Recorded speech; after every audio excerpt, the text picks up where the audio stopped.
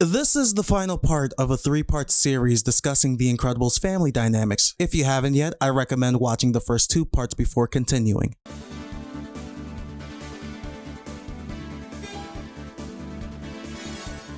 For every ship, there is a captain. For every military, there is a general. For every nuclear family, there is a patriarch. He may oversee the entire ship, but that doesn't mean he can fulfill all of its functions. So it makes sense for the labor to be divided among the household since a third of his time is clocked in at work. Since the husband must bring home the bacon, most chores fall on the wife to complete, and anything else either parent defers to the kids. Whether you're pro or anti-nuclear family, one thing never changes. The unit is inherently symbiotic. If a crew member goes down, then the productivity of the ship gets hampered. Once the captain goes down, then the quartermaster has to man the ship in their stead. Everyone understands how difficult it is to maintain the household on one's own. Imagine doing all that with a husband who's physically present, but mentally checked out as he looks back on his glory days as a crusader of justice. This is where Bob Parr comes into the picture. Before he fastened his necktie ready to work his 9-to-5 as a claims representative, he once wore his crime-fighting blues as the superhero, Mr. Incredible. Using his incredible super strength, he took on many challenges, from saving the day twice with one tree to pulling a Spider-Man by stopping a train from flying off the tracks. So incredible with his charisma, he's won another top hero's hand in marriage. If he has the time, he'll do an incredible job keeping a disaster or two at bay. Unfortunately, all good things eventually must come to an end. And Bob, the Insure Care claims representative, is the Bob we're familiar with. What could have possibly happened to make the hero among heroes hang up his mask and costume? The 2 nails to close his coffin? Government regulation and family life. Let's begin with the former. For any person with superhuman capabilities, anything they interact with is liable to sustain damage if not handled carefully. The day-to-day hero grind magnifies these concerns. If any personal, public, or private property is to say the least altered, then someone's gonna have to come out of pocket for the expenses. But in the heat of the moment, who really cares about cost? No one's busting out a calculator to estimate the damages on a broken window when someone's flying with style ready to kiss the ground as tackled through it. Then again, if the injuries sustained are not at the fault of their own but caused by another rational actor, well, that's an argument any lawyer can capitalize on. And capitalize they did.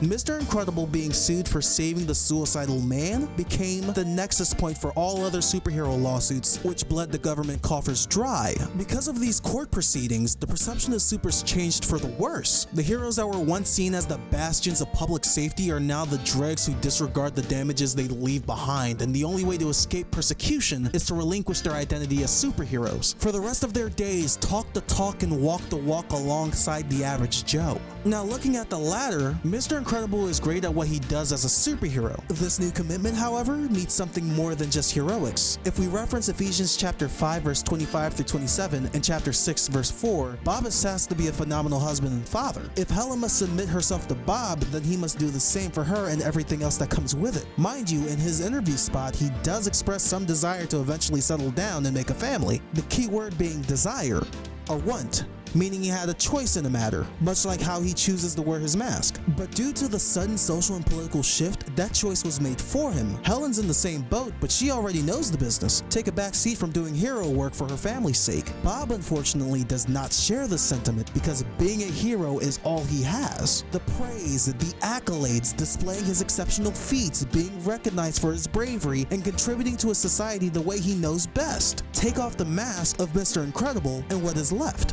Bob. And being Bob is boring. He gets chewed out by his boss for helping his customers. Helen gives him grief over his lack of involvement with his family and his late night heroics. Even Bob's car is screaming he's confined in the world of mediocrity and utterly detests it.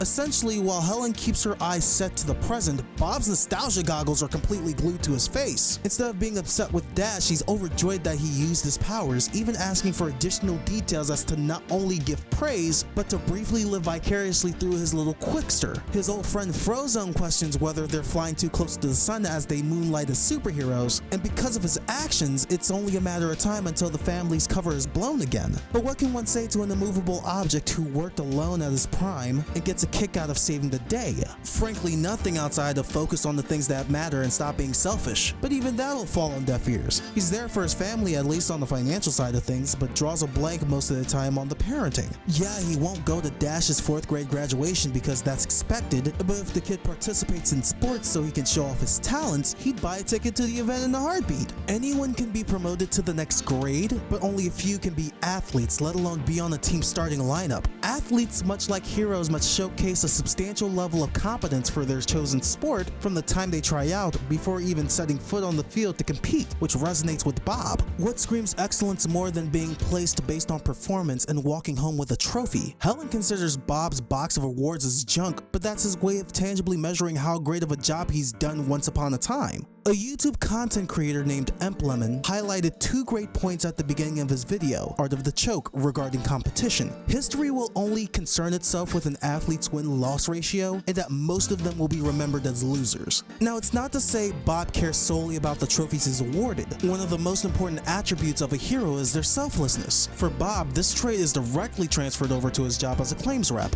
He'll be a hero to the clients he sees, even up to giving them a roadmap to avoid any of the company's bureaucratic obstructions despite angering his boss, Mr. Huff. At the end of the day, what will a hero prioritize more? Making company shareholders happy or doing right by the customer? And it takes one final tongue lashing from Mr. Huff for Bob to realize it's all he can stand, he can't stand no more. But it also means he's out of a job, stands a way to effectively provide for his family, until he's surprised with an opportunity to subdue an experimental robot on a remote island to the tune of 3 times his annual salary. Sounds way too good to be true, but what are Bob's available options? Tell the missus he lost his job and blew his cover? Or take this chance and solidify the family's finances while reliving his golden years? After all, who would be any the wiser? So with a hop, a skip, and a lie, he agrees to do it. To say Bob's disposition after completing his mission did a 180 would be an understatement. Since he feels fulfilled living as a hero again, his quality of life increased all around. He wants for nothing financially, he's more involved with raising the kids, his relationship with his wife couldn't be any better, and to add a cherry on top, found time to improve his look.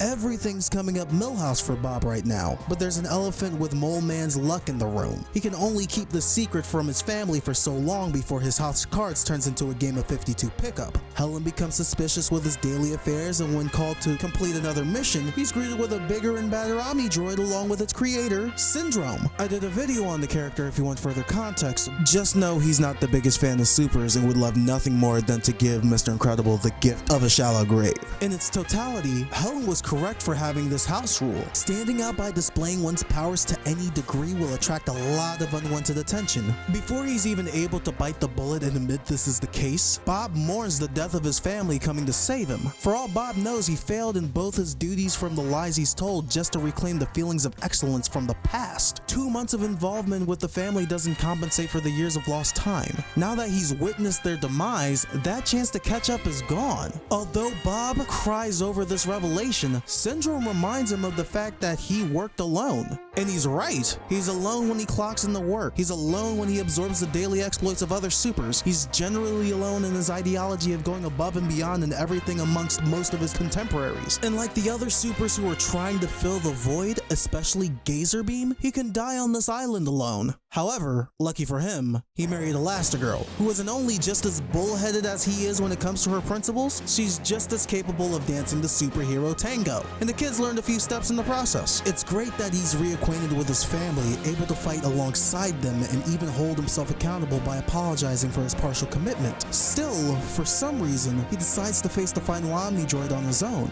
Helen thinks he's set back in his ways to get a workout in, but it's the exact opposite. He's already failed at his duties as a father and husband with his absent mind. He chose to continue hero work much to the dismay of his family, and he thought they died in the plane's explosion. And as the common denominator, he should be the one to subdue the rogue automaton as an act of penance. He already lost them once, he doesn't want to lose them again. But he doesn't have to. Helen, during the search and rescue mission, finally pulled the covers off her old identity, and their kids are more adept at using their powers. In short, Bob has more hands. He doesn't have to be over-encumbered with the weight of the world anymore. They're a family full of superheroes. What could possibly go wrong if they all work together? And just by allowing them to give an extra hand, the Omni-Droid built to destroy Mr. Incredible didn't stand a chance against the Incredible. Incredibles. In the most roundabout way, he learned two things. There is no I in team, and there's nothing more amazing than creating an incredible family.